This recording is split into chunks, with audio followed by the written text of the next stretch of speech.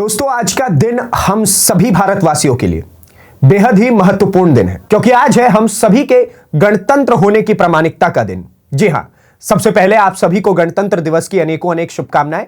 और मैं आज आपको बताना चाहूंगा कि आज के दिन जो परेड हुई, जिस परेड को हम सभी अपने अपने घरों से देखते हैं, कुछ लोग वहां पहुंच करके भी देखते हैं, उस परेड में आखिरकार जो इस बार के मुख्य अतिथि थे वो कौन थे और उनकी पहचान क्या है, भारत के लिए उनको महत्वपूर्ण समझना क्यों जरूरी है, इससे भारत को क्या फायदा होगा कि वो भारत में विजिट पर आए और खास तौर पे चीफ गेस्ट के तौर पर इस बार के गणतंत्र दिवस के समारोह में वो वहां पर उपस्थित थे। इन सारी चीजों के मैं मायने आपको बताऊंगा। आखिरकार कौन है वॉन डेर लेयन और साथ के साथ एंटोनियो कोस्टा, इनके साथ हमारी मित्रता का कारण क्या है, ये सारी चीजें आप समझिएगा आज के इस वीडियो में। लेकिन उससे पहले आप मेरा परिचय जानिए। नमस्ते, मेरा नाम नीतीश ठाकुर है और आप न्यूज पेटी देखना शुरू कर चुके हैं। सबसे पहले आप ये देखिए, इंडिया.com की रिपोर्ट है जिसमें बताया गया है कि कौन है उर्सुला वॉन डेर लेयन और एंटोनियो कोस्टा, जो 77वें गणतंत्र पर बने भारत के चीफ गेस्ट। इतिहास में पहली बार ईयू को मिला यह मौका। अब ईयू क्या है दोस्तों? ईयू है यूरोपियन यूनियन। यूरोपियन यूनियन जो कई देशों का, कई यूरोपीय देशों का एक संघ है, उसी के खास लोग हैं ये। उनमें से एक ये प्रेसिडेंट है और एक और दूसरे पद पर, मैं वो सारी चीजें आपको बताऊंगा। सबसे पहले आप देखिए कि भारत के 77वें गणतंत्र दिवस पर यूरोपीय आयोग के अध्यक्ष उर्सुला वॉन डेर लेयन और यूरोपीय परिषद के अध्यक्ष एंटोनियो कोस्टा संयुक्त रूप से मुख्य अतिथि रहे। ये दोनों ही इस बार चीफ गेस्ट के तौर पर यहां पर आमंत्रित थे। आगे देखिए, यह भारत के इतिहास में पहली बार है जब यूरोपीय संघ के शीर्ष नेतृत्व को सामूहिक रूप से गणतंत्र दिवस परेड के लिए आमंत्रित किया गया है। यूरोपियन यूनियन के किसी व्यक्ति को पहली बार भारत के गणतंत्रता दिवस के परेड में शामिल किया गया है, वहां पर बुला करके एज एन चीफ गेस्ट उनको वहां पर बुलाया गया। आज तक भारत के इतिहास में बीते 77 सालों में आज तक ऐसा कभी नहीं हुआ था कि यूरोपीय देश के किसी शीर्ष पद पर बैठे हुए किसी व्यक्ति को बुलाया गया हो, लेकिन भारत के इतिहास में यह पहली बार हुआ है। आगे आप देखिए कि भारत अपनी आजादी के अमृतकाल में एक और ऐतिहासिक मील का पत्थर पार करने जा रहा है। 26 जनवरी 2026 को नई दिल्ली के कर्तव्य पथ पर जो आयोजित हुआ, जो वहां पर परेड हुआ, उसमें इन दोनों को बुलाया गया था। अब आप देखिए कि ये लोग चीफ गेस्ट के तौर पर वहां पर आमंत्रित थे। ये दोनों, ये उनकी तस्वीरें हुई आपके सामने। आगे आप देखिए कि इतिहास में पहली बार ईयू को मिला सम्मान। यूरोपियन यूनियन को भारत की तरफ से इतिहास में पहली बार इतना सम्मानित तौर पर बुलाया गया एज एन चीफ गेस्ट। उनको इस परेड में बिठाया गया, दिखाया गया अपने भारत के बारे में कि हम कितने शक्तिशाली हैं, हम कितने विविधताओं के साथ इस देश को एकजुट बना करके रखे हुए हैं। जो सरदार वल्लभ भाई पटेल की विचारधारा थी कि एकता में अनेकता में एकता, वो चीज हमने उनको दिखाई। हमने उनको अलग अलग राज्यों की झांकियां दिखाई। अब आप देखिए कि गणतंत्र दिवस के इतिहास में पहला अवसर है जब यूरोपीय संघ के शीर्ष नेतृत्व को यहां पर बुलाया गया है। इससे पहले अलग अलग यूरोपीय देशों जैसे फ्रांस, ब्रिटेन के राष्ट्रीय अध्यक्ष आते रहे, लेकिन पूरे ईयू ब्लॉक के प्रतिनिधित्व करने वाले दो सबसे शक्तिशाली नेताओं को एक साथ आना और भारत और यूरोप के बीच गहरे होते रणनीतिक रिश्तों को की पुष्टि करता है। तो ये रिश्ते दिखाता है हमारे। इसमें यही बताया गया कि आखिरकार किस प्रकार से हमारे यूरोपीय संघ के साथ किस प्रकार से रिश्ते मजबूत होते चले जा रहे हैं। उसी चीज की ये बात पुष्टि करता है कि उनका यहां पर आना यह अपने आप में दिखाता है कि यूरोपीय देशों के साथ भारत का जो एक नेतृत्व है वो कैसे मिलजुल करके काम करने वाला है। आगे जाकर के कैसे हम फ्री ट्रेड एग्रीमेंट पर साइन करेंगे, कैसे हम अपने देश के लोगों को उनके देशों में भेज सकते हैं और उनके देश के लोग हमारे देश में आ सकते हैं बहुत ही आसानी से, जिससे कि हमारा वीजा, हमारा पासपोर्ट के भी एक मजबूती बढ़ेगी। आगे आप देखिए कि अब ये उर्सुला वॉन डेर लेयन कौन है। सबसे पहले मैं आपको बताता हूं, उर्सुला वॉन डेर लेयन यूरोपीय आयोग की पहली महिला अध्यक्ष है। इससे पहले यूरोपियन कमीशन की कोई भी महिला अध्यक्ष नहीं रही है। यह पहली महिला अध्यक्ष हैं और वो भी भारत में एज एन चीफ गेस्ट आई हुई है। आगे आप देखिए कि पूर्व में जर्मनी की रक्षा मंत्री रह चुकी हैं उर्सुला का नाम दुनिया की सबसे शक्तिशाली महिलाओं में शुमार है। दुनिया की सबसे पावरफुल महिला है वो इस वक्त, अगर आप देखेंगे तो उनमें से एक नाम उर्सुला का भी है। आगे आप देखिए कि वो जर्मनी की पहले रक्षा मंत्री रह चुकी हैं। जर्मनी का रक्षा मंत्री होना यह अपने आप में डिनोट करता है कि वो कितनी पावरफुल रही है। महिला रक्षा मंत्री यह बताता है कि कैसे जर्मनी जैसे देश में वो रक्षा मंत्री रह करके कितनी पावरफुल पोजीशन पे बैठी रही और अब वो इस पूरे यूरोपियन कमीशन की अध्यक्ष बनकर के बैठी हुई है। उनके नेतृत्व में यूरोपियन यूनियन ने रूस यूक्रेन युद्ध, जलवायु परिवर्तन और डिजिटल रेगुलेशन जैसे बड़े मुद्दों पर कड़े फैसले किए हुए हैं। वे India EU trade and technology council को बढ़ावा देने के प्रबल समर्थक रही हैं। मतलब वो शुरुआत से ही भारत के प्रति अपना एक स्नेह शुरुआत से ही दिखाते रही हैं। वो चाहती हैं कि भारत के साथ कैसे भी करके यूरोपियन यूनियन अलग अलग प्रकार से काम करे, साथ मिलकर के बढ़ने का प्रयास करे, क्योंकि जैसे जैसे करके अमेरिका यूरोपीय देशों को परेशान कर रहा है, इस बात से उर्सुला भी जो है वो अवगत है और इसलिए उन्होंने शुरुआत से India EU trade and technology council TTC जो है उसको बढ़ावा देने के प्रबल समर्थक वो रही हैं और वो चाहती रही हैं कि ये दोनों देश मिलकर के, यानी कि पूरे यूरोपीय संघ मिलकर के भारत के साथ मिलकर के काम करे, जिससे कि अमेरिका जैसे देशों को पता चले, चेतावनी मिले कि आप ही इस पूरे आसमान में इकलौते परिंदे नहीं हैं। आगे आप देखिए, भारत द्वारा उन्हें चीफ गेस्ट बनाना ईयू के मजबूत होते रिश्ते को दिखाता है कि कैसे ईयू और इंडिया के बीच में रिश्ता मजबूती से आगे बढ़ रहा है, ट्रेड एग्रीमेंट साइन हो रहे हैं, कैसे टीटीसी आगे बढ़ रहा है और साथ के साथ भारत अपनी मजबूती पूरे दुनिया में कैसे पेश कर रहा है। बीते अगर आप देखेंगे 10 से 15 सालों से, तो विदेश नीति पे खास तौर पे हमेशा से प्रधानमंत्री मोदी की जो इस वक्त की सरकार है उसको सराहा गया है कि किस प्रकार से आपने अलग अलग देशों के साथ अपने रिश्ते मजबूती से बनाए हुए और उसमें ही यूरोपीय संघ भी हमारा एक सच्चा मित्र बन के आ सकता है आने वाले समय में। आगे आप देखिए, इसमें एक और मेहमान रहे एंटोनियो कोस्टा। अब ये एंटोनियो कोस्टा कौन है? एंटोनियो कोस्टा पुर्तगाल के पूर्व प्रधानमंत्री रह चुके हैं और वर्तमान में यूरोपीय परिषद के अध्यक्ष हैं। वे उर्सुला वॉन डेर लेयन के साथ भारत के गणतंत्र दिवस के मौके पर चीफ गेस्ट के रूप में आमंत्रित हुए और वो वहां पर मौजूद थे। साथ ही बता दें कि पुर्तगाल के पूर्व प्रधानमंत्री का भारत से पुराना और गहरा नाता है, वे भारतीय मूल के हैं।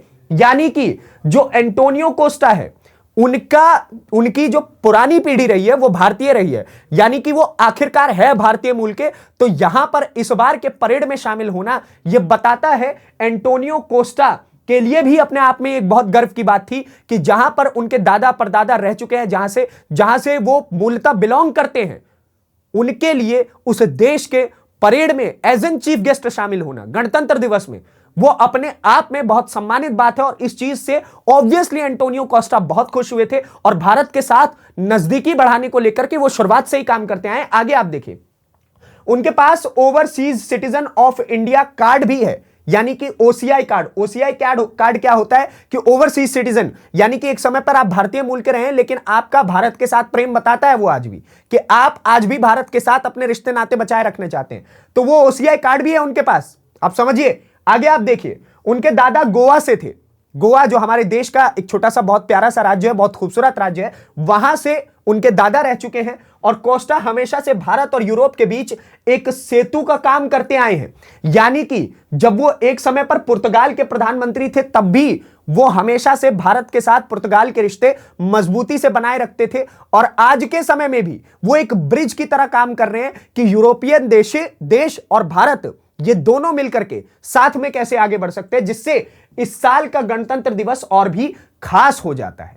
ये बहुत महत्वपूर्ण बात है कि इस साल का गणतंत्र दिवस केवल एक त्योहार का मौका नहीं था हम सभी भारत देशवासियों के लिए, वो इस प्रकार से भी मजबूती बताता है कि कैसे जो हमसे 7 समंदर पार दूर जो देश बैठे हुए हैं उनसे भी हमारी मजबूती बताता है कि कैसे हमारे एक कहने पर वो लोग यहां पर आते हैं एज एन चीफ गेस्ट, इस पूरे प्रोग्राम में शामिल होते हैं और साथ के साथ वो कैसे अलग अलग ट्रेड डील्स पर भी बातचीत करते हैं और भारत को आगे बढ़ाने में अपना साथ देने की भी बात करते हैं और वो चाहते हैं कि भारत के लोग उनके साथ आकर के काम करें। भारत के पास जो टेक्नोलॉजी की पावर है आज के समय पे, हथियारों की खास तौर पर अगर हम बात करें, उसकी जो पावर है आज के समय में भारत के पास कि वो अलग अलग देशों से लगातार डील कर रहा है। और डील भी ऐसे नहीं कि जी आप हथियार बना करके हमें भेज दीजिए, नहीं, अगर आप हमारे लिए हथियार बना रहे हैं और हमें बेच रहे हैं तो हमें साथ के साथ उसका पूरा मैनुअल चाहिए कि आप कैसे क्या बना रहे हैं, पूरा हमें वो टेक्नोलॉजी चाहिए। तो इसलिए भी यूरोपीय देश हमारे साथ आगे आना चाहते हैं। और आप देखिए कि इस आमंत्रण के कूटनीतिक मायने क्या बनते हैं, उनका यहां पर भारत में आना किस तरीके से देखा जा रहा है, कि क्या कुछ हो सकता है, यूरोपीय देशों के साथ किस प्रकार से हमारे रिश्ते मजबूत हो सकते हैं, वो पॉइंटर्स बाय पॉइंटर समझिए कि भारत द्वारा ईयू नेतृत्व को चुनना एक सोची समझी कूटनीतिक रणनीति है। यह ऐसे ही नहीं हुआ है कि आपको चीफ गेस्ट बुलाना था, आपने किसी भी एक रैंडम पर्सन को चूज किया, उसको फोन करके बुलाने, नहीं, इट्स नॉट लाइक दैट। ये ऐसे किया गया है कि अगर हमने पहले पूरा लिस्ट देखा कि हमारे लिए कौन खास मेहमान हो सकता है और किन से हमें कूटनीतिक तौर पर आगे बढ़ना है, किन देशों से हमें रिश्ते बनाने हैं, किस प्रकार से हम इन देशों को अपने साथ लेकर के चल सकते हैं, इस तरीके से देखा जाए तो भारत ने ईयू के नेतृत्व करने वाले जो दो खास मेहमान यहां पर बुलाए वो बहुत टॉप प्रायोरिटी पर आते थे, क्योंकि यूरोपीय देशों के साथ हम अपने अलग अलग प्रकार से, चाहे वो सैन्य रूप से हो, चाहे वो ट्रेड रूप से हो, किसी भी तरीके से हम उनसे अपनी मित्रता बढ़ाना चाहते हैं, सात समंदर पार भी, और इसलिए ईयू के इस नेतृत्व को चुना गया। आगे आप देखिए कि सबसे पहला पॉइंटर है कि इसमें खास क्या हो सकता है, इस कूटनीतिक मायने में सबसे पहली चीज जो आशंकाएं लगाई जा रही हैं कि किस चीज पे डील हो सकती है, तो वो है फ्री ट्रेड एग्रीमेंट। भारत और ईयू के बीच लंबे समय से चल रहे व्यापार समझौते को अंतिम रूप देने के लिए यह दौरा अहम साबित हो सकता है। यानी कि अगर वो लोग यहां पर आए हैं तो फ्री ट्रेड एग्रीमेंट पर साइन हो सकता है और बताया जा सकता है कि देखिए आज से आप और हम फ्री ट्रेड एग्रीमेंट करेंगे, कोई टैक्सेस नहीं, कोई ये नहीं, फलाना डिकाना जो आजकल ट्रंप लेकर के टैरिफ का जो अपना कुआं लेकर के चढ़ जाते हैं किसी के भी ऊपर, वो सब नहीं होने वाला है।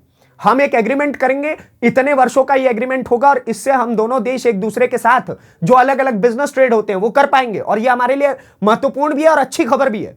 तो ये सबसे पहला पॉइंट है कि फ्री ट्रेड एग्रीमेंट होगा।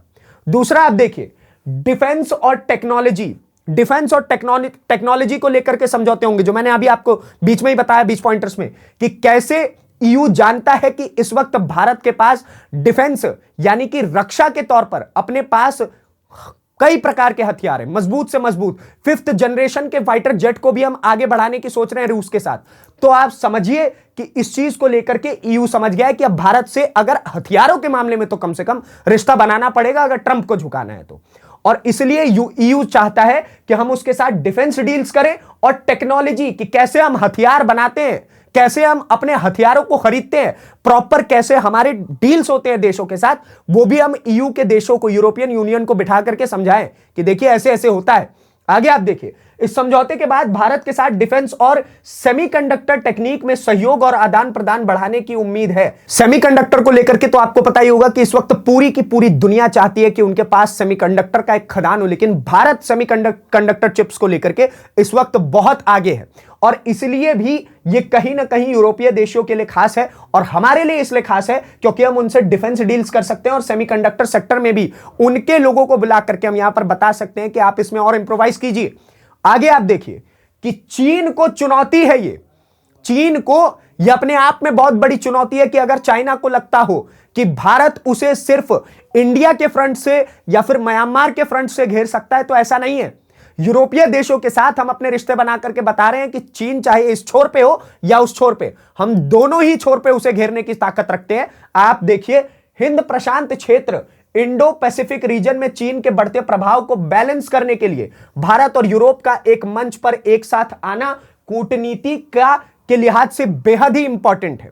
यानी कि यह केवल अमेरिका को धमकी हो सकती है ईयू के नजरों से, लेकिन यह हमारी नजरों से चाइना को भी धमकी है कि आप अपने आप को थोड़ा ठंडा रखिए। ये जो समय समय पर भारत के प्रति आप कभी किसी प्रकार का, कभी साइबर वॉर करते हैं, कभी साइबर अटैक्स करते हैं, ये सब आप ठंडा कर दीजिए। कभी प्रशांत महासागर को घेर लेंगे, कभी हिंद महासागर को घेर लेंगे, कभी स्ट्रिंग ऑफ पल्स चलाएंगे, ये सब नहीं होने वाला है। अब हम अलग तरीके से काम करेंगे, और अब अगर आप घेरने की कोशिश करेंगे तो आपसे पहले हम घेर करके बैठे हुए हैं, और यूरोपियन यूनियन भी इन बातों से इत्तेफाक रखता है। सबसे खास बात इसमें ये नहीं है कि एक तरफा प्रेम चल रहा है, नहीं, यूरोपियन यूनियन भी चाहता है कि चाइना का प्रभाव, अमेरिका का प्रभाव, इन देशों का जो इस वक्त पूरी दुनिया पे कंट्रोल करने के बारे में सनक में आ चुके हैं, उनको थोड़ा ठंडा किया जाए, और इसलिए यह मित्रता बेहद महत्वपूर्ण है। बताते चले कि 77वें गणतंत्र दिवस पर न केवल भारत की सैन्य ताकत और सांस्कृतिक विविधता का प्रदर्शन हुआ, बल्कि यह वसुधैव कुटुंबकम और उसके विचारों को भी मजबूती दे चुका है, जहां भारत वैश्विक शक्तियों के साथ लेकर के चल रहा है। यानी कि जो हमारा अहम मंत्र है, जो शुरुआत से हम सब लोग बोलते आए हैं कि वसुदेव कुटुंबकम, जो इस पूरी वसुधा पे रहने वाले जितने भी लोग हैं वो हमारे कुटुंब है, भाई है, बहन है, साथी है। और इस बात का मंत्र हम देते हुए इन लोगों को बुलाए वसुदेव कुटुंबकम का हमने एक मायना पेश किया, और कैसे हमने यूरोपियन यूनियन देशों के साथ अलग अलग प्रकार से डील्स करने की सोच रखी है। आगे आने वाली खबरों में मैं आपको अपडेट करूंगा कि क्या डील्स होती है, क्या नहीं हुई, किन चीजों पर दोनों देशों की सहमति बनी है।